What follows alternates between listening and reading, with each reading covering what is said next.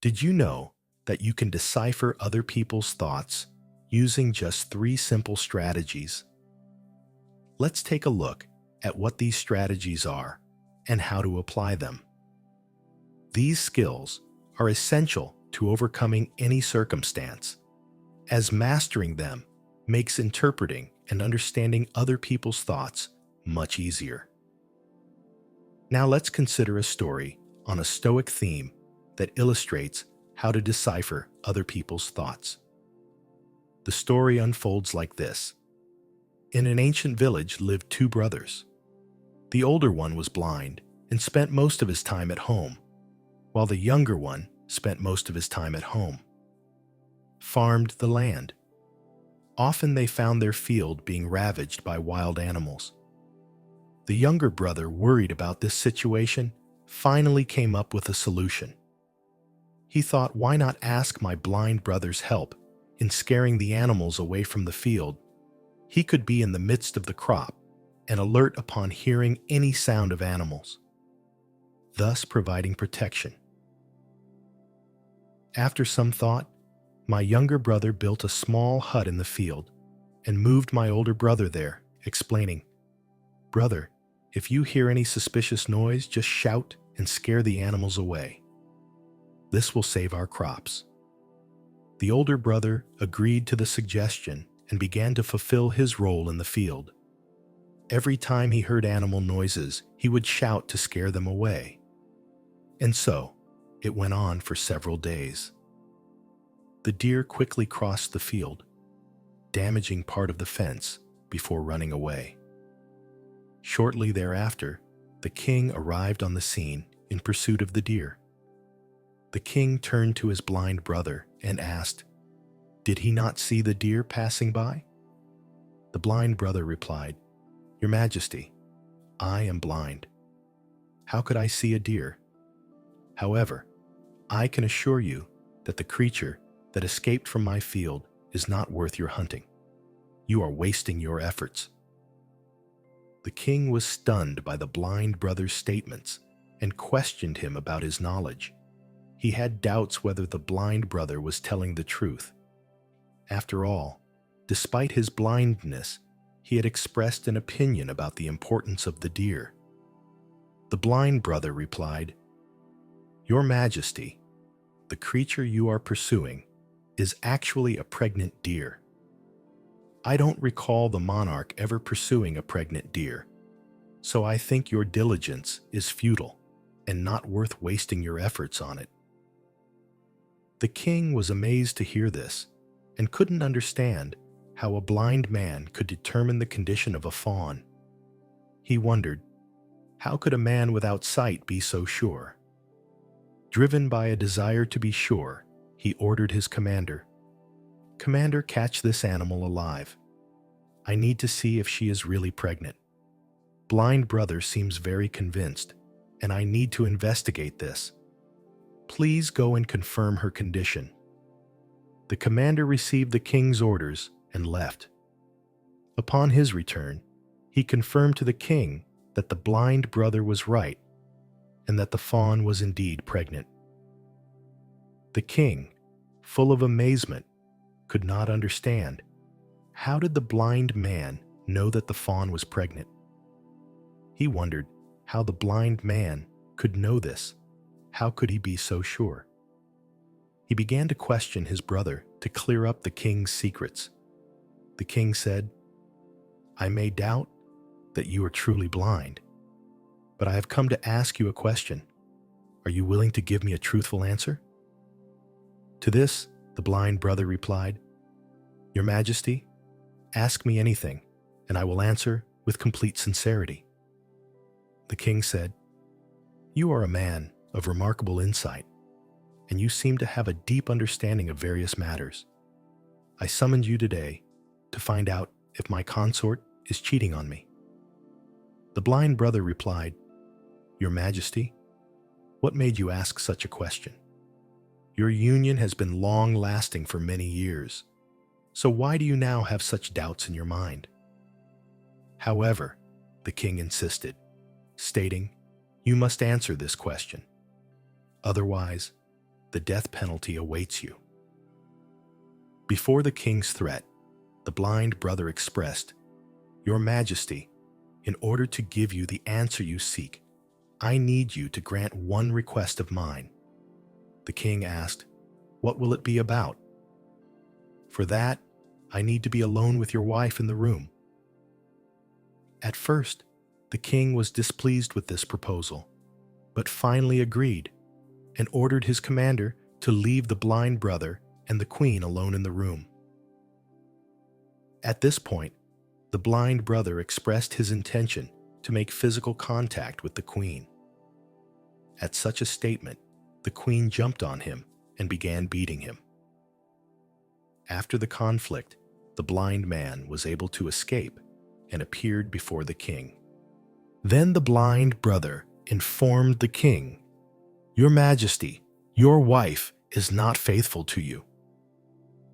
The enraged king drew his sword and went to the queen, warning her that any lie would lead to her execution. The question was about the queen's fidelity, to which she replied, "Your Majesty, you may take my life, but I have not been faithful."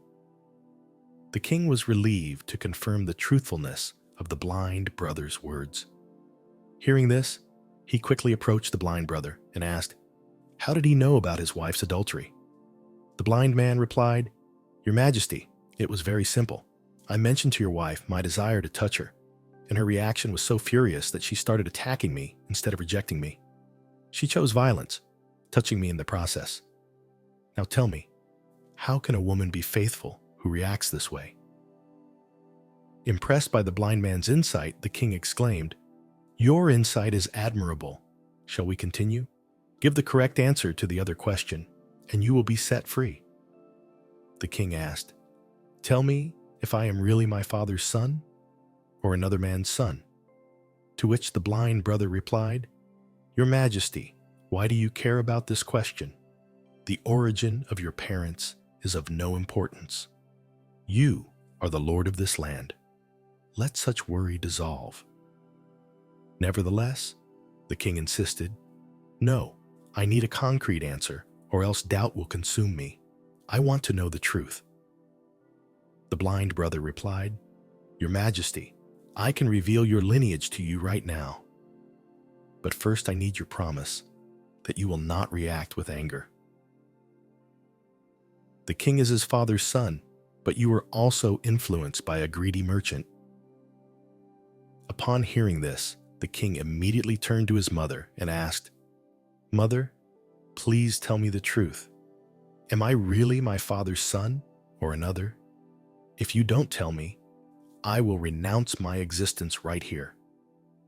The king's mother replied, "Son, you are indeed your father's descendant, but so are you under the influence of a greedy merchant." The relieved king immediately returned to his blind brother and asked, "How do you know that I am influenced by a greedy merchant?" The blind man replied, "Your Majesty, I have answered many of your questions correctly, but I still have not received any reward. From this, I have concluded that you are prone to greed." The king laughed and said, "What you ask will be given to you, but explain how you distinguish right from wrong. How can you give such precise answers?"